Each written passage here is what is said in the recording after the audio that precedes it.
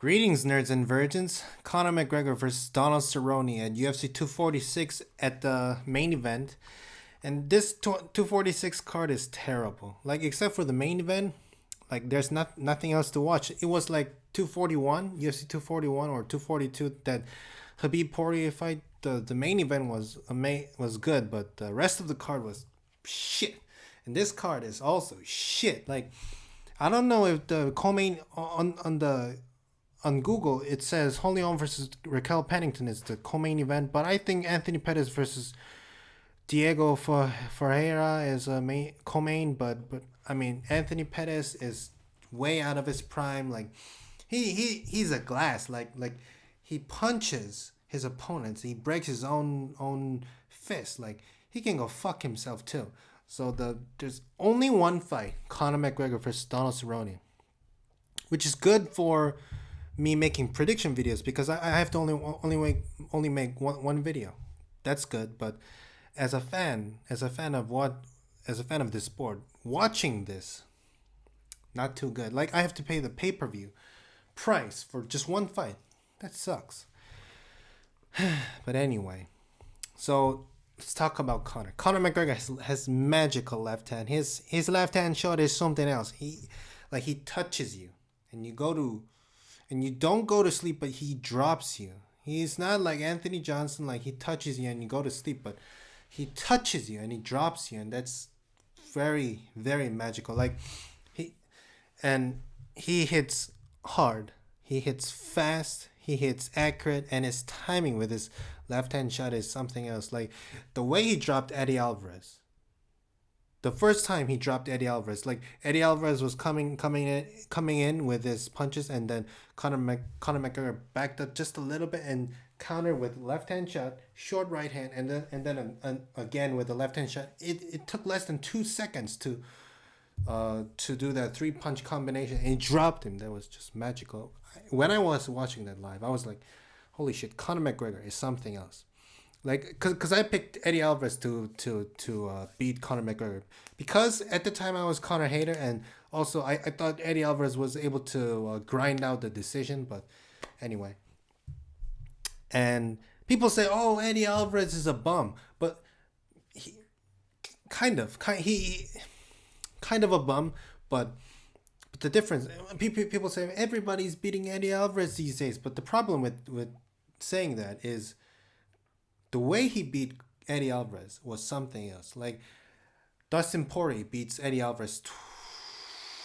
I would say he beat him twice, but Conor McGregor beat him in a way that was just jaw dropping. Like, every punch he threw, it dropped Eddie Alvarez. That's something else.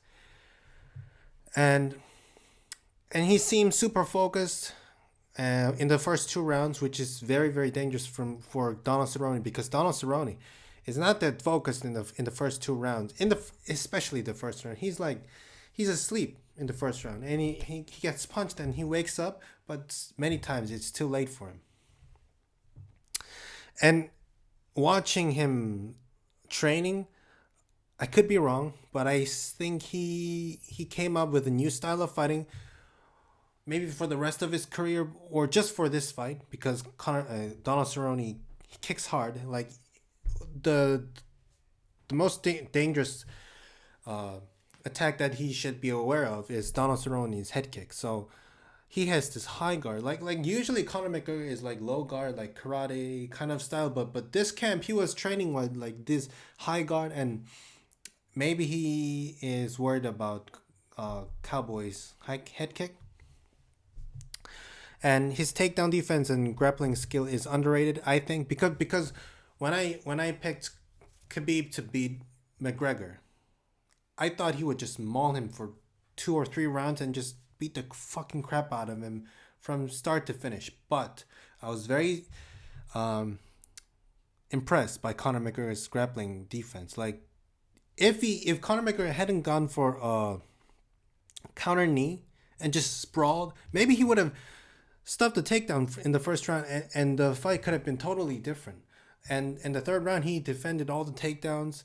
In the second round, he did get taken down and he got mauled, but he didn't get submitted like the way Dustin Poirier did. Dustin Poirier just couldn't do anything. He couldn't do anything. But Conor McGregor, he did very, very well. More than Dustin Poirier.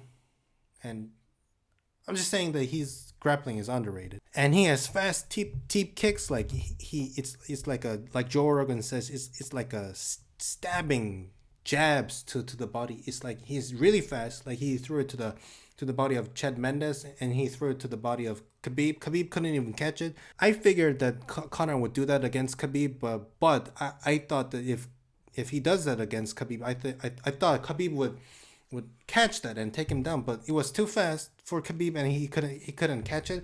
And since Donald Cerrone's weakness is his body, I think the teep kick to the body could be very damaging for Donald. And he can take a shot, he can take a punch. Like he did get knocked down from a punch in the second round against Khabib, but that was because he wasn't expecting the punch. He was anticipating a takedown, and then Khabib went for a overhand right, so that's how he knocked him down. But other than that, I think Conor has pretty good chin. But I'm not sure about his cardio, because I thought that if after the second round against Khabib, I thought he was done, but he wasn't done. Like in the third round, he looked pretty fresh, and in the fourth round, he did look pretty fresh. And but we have seen him getting tired, extremely tired, especially in the Nate Diaz two fights. In the first round, in the first fight, in the second round he got tired, got tagged, got submitted, and in the second round he was doing well. I mean, the second fight he was doing well, and in the second round, he got tired, and then the rest of the fight he was super tired. He was running away from Nate Diaz. So after watching that, I had this impression that Conor McGregor has very, very bad cardio, but I'm not sure about that because the thing is, in the first fight, I would say he wasn't prepared for a welterweight bout, and he just ate. He just got blown up to make welterweight. He didn't train like welterweight. The second fight, he did train like welterweight.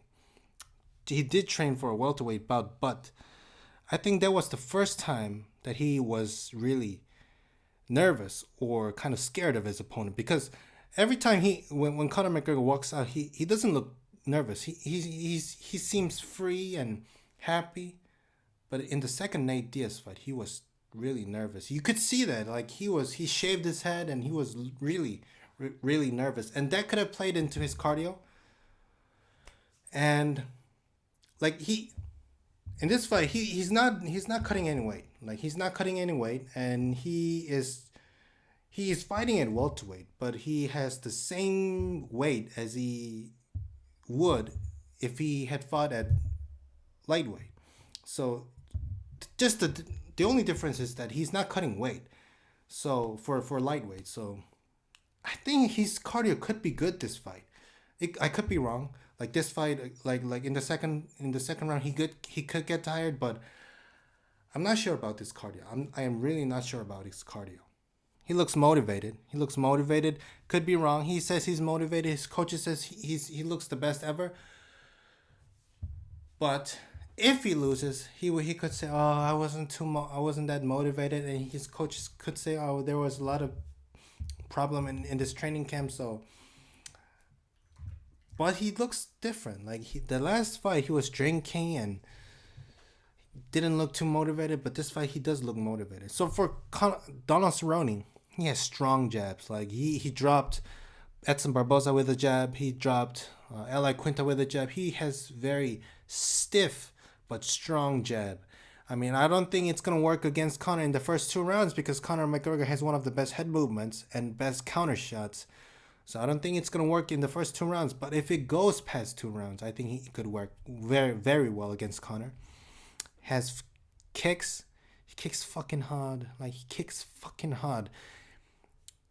I think the most dangerous weapon from Donald Cerrone against Conor McGregor could be his head kick, because even if he's losing the first two rounds or three rounds, if he lands this perfect one head kick, and if Conor McGregor doesn't see it coming, it could really change the fight. With one head kick, it could really change the fight.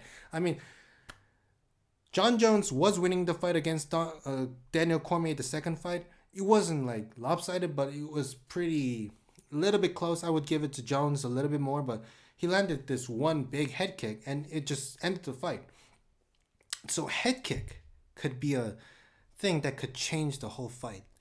And I wish he would have landed some head kicks against Ferguson, but because his eye was a balloon, he couldn't do it. And one thing Dan Hardy mentioned in Inside the Octagon is that he could go for a head kick when they're in the clinch, and when they break off a clinch, he could go for a head kick. And if Conor McGregor doesn't anticipate it, he could pay dearly. And he's a slow starter. He's very slow. Like he every time he says, "Oh, I'm so scared of before every fight. I puke every time. I'm so scared. I don't know why I'm doing." And then the first time he gets punched, he's like, "Oh yeah, let's go." The first time he gets if the first time he gets punched by Conor McGregor, maybe it's too late because he hits fucking hard. Conor McGregor, every shot he should be scared of. So I mean, he's a slow starter, so that's not good against Conor McGregor. He's weak to the body. He got finished by Jorge Masvidal due to punches to the body. Well, he did get knocked down before that, and then he got TKO'd by Anthony Pettis due to a body kick, and then his chin has been cracked so many times.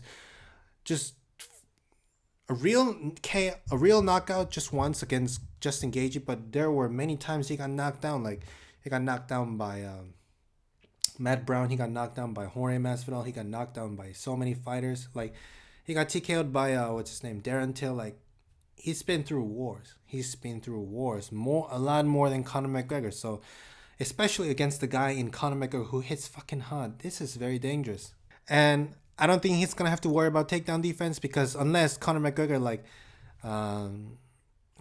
gets hurt and goes for takedown, oh, you're a wrestler now. Like in the second Nate Diaz fight, I don't think he has to worry about it because I think Conor McGregor has very good takedown defense, but he's not a good wrestler, so I think he doesn't have to worry about it. If he comes for a takedown, I think it's already over. Like for Conor, and not strong enough. I don't think he has strong enough wrestling to take down Conor like Khabib, but he has very good timing based takedown. Like with a great timing, he took down Robbie Lawler. With a great timing, he took down Darren Till. I think he could take down Conor McGregor with a great timing at least once, but I think Conor McGregor will get back up to his feet immediately. So unless it's in the later rounds, he has great cardio. So if it goes past 2 rounds, I think he would really heavily favor Donald Cerrone. But he doesn't do well against southpaws. Like most of his losses are from southpaws. Nate Diaz, Anthony Pettis, Rafi Dos Nachos, Robbie Lawler, Leon Edwards. A lot of them were southpaws, and Conor McGregor might be the best southpaw he's ever gonna face. Maybe the best. So not good for Cerrone. So who do I think is gonna win the fight? Actually, I'm gonna go with Donald Cerrone. I'm kidding. I'm gonna go with Conor McGregor. I think this is a very, very bad matchup for Cerrone and a very, very good matchup for Conor. I think Conor looks very extremely motivated, and he is one of the best striker that Donald has ever faced, if not the best. So that's not good for Cerrone. Donald took a lot of damage in his career, and he's a slow starter. Conor McGregor he's a beast in the first 2 rounds. That's not good for him as well. But if Donald somehow survives the first 2 rounds, somehow, I don't know how, but somehow he's able to endure the early storm, and he just digs deep, and he somehow finds a way to go past 2 rounds. I think. And if he somehow finds a way to go past 2 rounds, and if Conor is tired, I think it's going to go really, really bad for Conor. I think it's going to be devastating. I think if he, survives the first 2 rounds, and if Conor McGregor is tired, it's going to be bad for Conor. I think he could KO him with a front kick or a head kick or a jab. He could drop him with a jab. And if he goes for a body kick, especially when Conor's tired, like he digs deep to the body kick, and Conor's like, ugh! like more tired, and Conor shoots in for a takedown, and Donald Cerrone just snatches in rear naked choke, and Conor kind of taps. I think I don't want to see Conor McGregor get knocked out. So even if he loses, I would prefer him getting choked out than getting knocked out. So, but all I'm saying is that if it goes past 2 rounds, and if Conor is really tired, I think it could be very, very bad for Conor. But I don't see that happening. So I just think that Conor is gonna KO him stiff inside 2 rounds. Maybe not stiff, but I think every punch he lands on Cerrone, it's gonna be devastating. I think he will crumble. I think he will crumble.